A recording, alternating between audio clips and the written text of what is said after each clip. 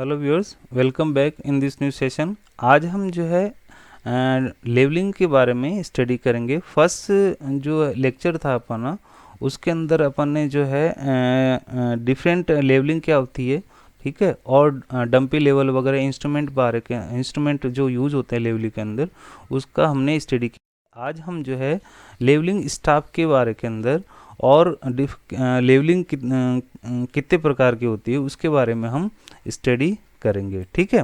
तो levelling staff जो है, लेवलिंग स्टाफ क्या होता है कि लेवलिंग स्टाफ के ऊपर से हम क्या करते हैं कि रीडिंग लेते हैं, ठीक है। किसी भी पॉइंट के ऊपर स्टाफ को रख के हम क्या करते हैं, रीडिंग। तो स्टाफ सिंपल क्या होता है कि एक रेक्टेंगुलर या रोड नुमा एक स्ट्रक्चर होती है जिसके ऊपर क्या होता है कि आपको वो ग्रेडेशन होता है उसके अंदर, यानी कि उसके अंदर मीटर रीडिंग होती है, जैसे 1 मीटर, 2 मीटर, 3 मीटर, ठीक है, 10 सेंटीमीटर, 20 सेंटीमीटर, इसका ग्रेजुएशन इसके अंदर ऊपर होता है, ठीक है। तो ये आपके लेवलिंग स्टाफ होता है, जिसके लेवलिंग स्टाफ जो है मेटल का बना हो सकता है या लकड़ी का बना हो सकता है, ठीक है। जनरली मेटल का एक शूज़ जो है स्टाफ के नीचे लगाया जाता है, ठीक है, जिससे कि वो वियर एंड टीयर नहीं हो उसके अंदर। और जो फुट होता है, शू होता है, उसकी रीडिंग जो हम जनरली जो है 0 रखते हैं, ठीक है। तो ये लेवलिंग स्टाफ हो गया। लेवलिंग स्टाफ जो है हमारे पास में 2 तरह के होते हैं, एक तो सेल्फ रीडिंग स्टाफ होता है और एक टारगेट स्टाफ होता है। सेल्फ रीडिंग स्टाफ के अंदर जो है जो इंस्ट्रूमेंट मैन होता है, ठीक है, वो क्या करता है कि ऑटोमेटिकली जो है स्टाफ की रीडिंग ले लेता है, ठीक है। जैसे डंपी यूज़ कर रहा हो तो डंपी लेवल की मदद से जो है इंस्ट्रूमेंट मैन जो है वो इसकी स्टाफ की रीडिंग ले सकता है, ठीक है। तो स्टाफ के अंदर जैसे मीट्रिक सिस्टम के अंदर है तो उसके अंदर 1 मीटर के अंदर जो डिवाइडेड होते हैं, ठीक है, आपके 1 मीटर है तो इसकी 5-5 सेंटीमीटर के अंदर जो इसका टोटल डिवीज़न होता है, ठीक है, तो हमको इसकी रीडिंग डायरेक्टली मिल जाती है।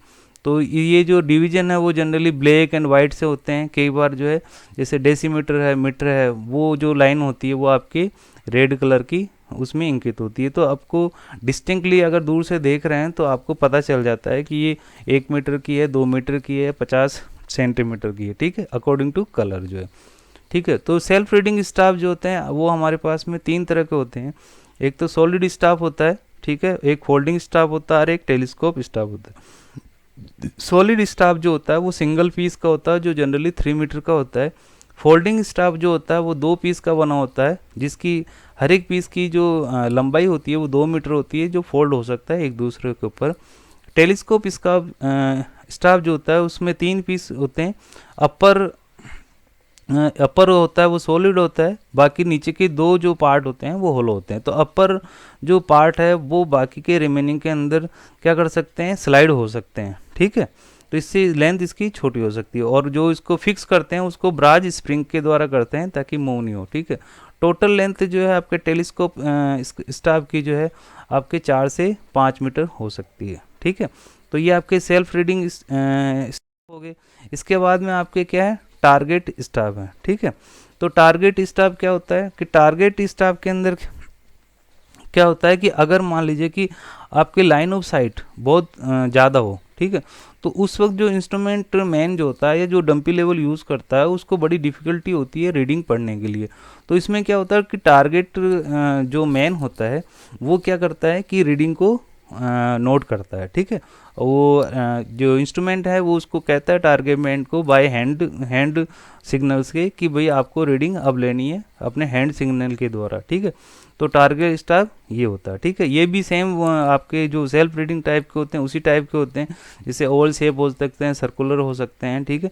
लेकिन इस पे जो आपके जो ग्रेडेशन होते हैं वो प्रॉपर रूप से होते हैं और 1 ईयर भी इसमें फिटेड होता है, जिससे कि जो आपके टारगेट मैन जो है वो आपको रीडिंग जो है प्रॉपरली ले ले, ठीक है। तो ये हमारे स्टाफ हो गए। इसके बाद में हम चलते हैं कि लेवलिंग कितने प्रकार की होती है। तो लेवलिंग जो होती है वह हमारे जनरली जो है आपके 6 तरह की होती है। एक तो सिंपल लेवलिंग होती है, एक डिफरेंशियल लेवलिंग होती है, एक फ्लाई लेवल होती है, एक प्रोफाइल लेवलिंग होती है, क्रॉस सेक्शनिंग लेवलिंग होती है और एक रेसिप्रोकल लेवलिंग होती है, ठीक है।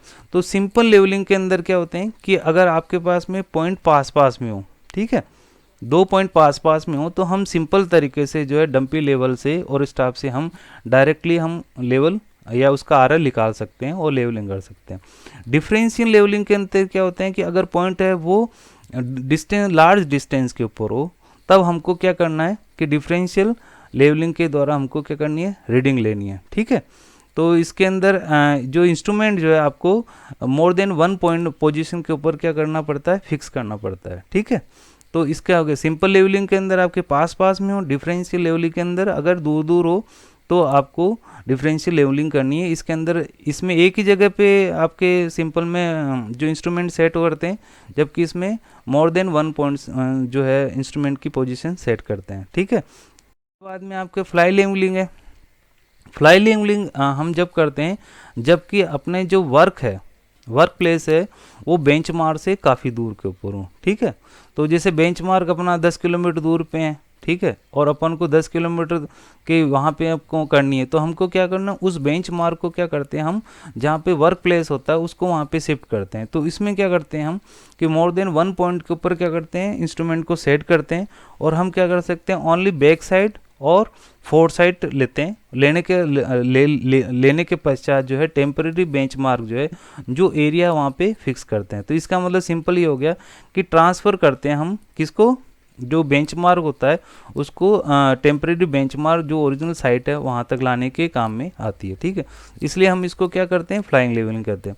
प्रोफाइल लेवलिंग के अंदर क्या करते हैं कि प्रोफाइल लेवलिंग, इसको हम लॉन्जिट्यूडनल लेवलिंग भी बोलते हैं। ठीक है, तो इसको जनरली हम वहाँ पे करते हैं जैसे कि आपके हाईवे, रेलवे या सिविल लाइन वगैरह है, तो वहाँ पे क्या करते हैं कि ये लेवलिंग करते हैं। तो इसके अंदर क्या होता है, ग्राउंड के अंदर पॉइंट सेलेक्ट करते हैं और हम डिफरेंट जो पॉइंट होते हैं उनकी क्या करते हैं, हम जो है आरएल निकालते हैं, और आरएल निकालने के बाद के अंदर जो है हम क्या करते हैं, उसकी ड्राइंग करते हैं। तो हमें पता चल जाता है कहाँ वर्टिकल है, कहाँ आपके जो स्लोप है, कहाँ पे आपके जो डिप्रेशन है।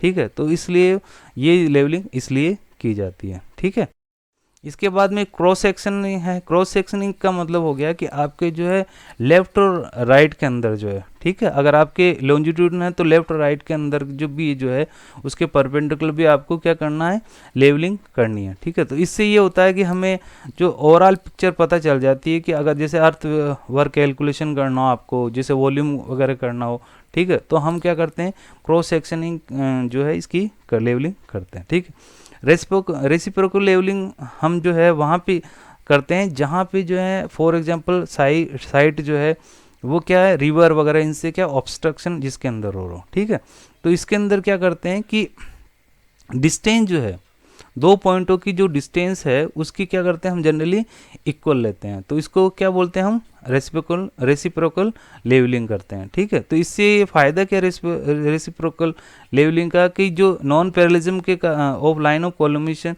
एंड एक्सेस के कारण जो एरर आती है वो क्या होती है, रिड्यूस हो जाती है।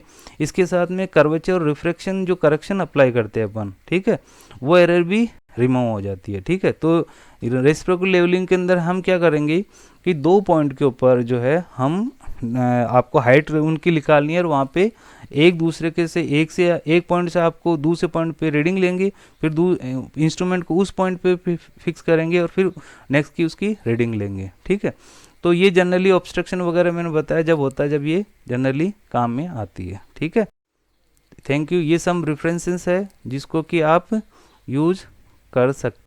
Thank you.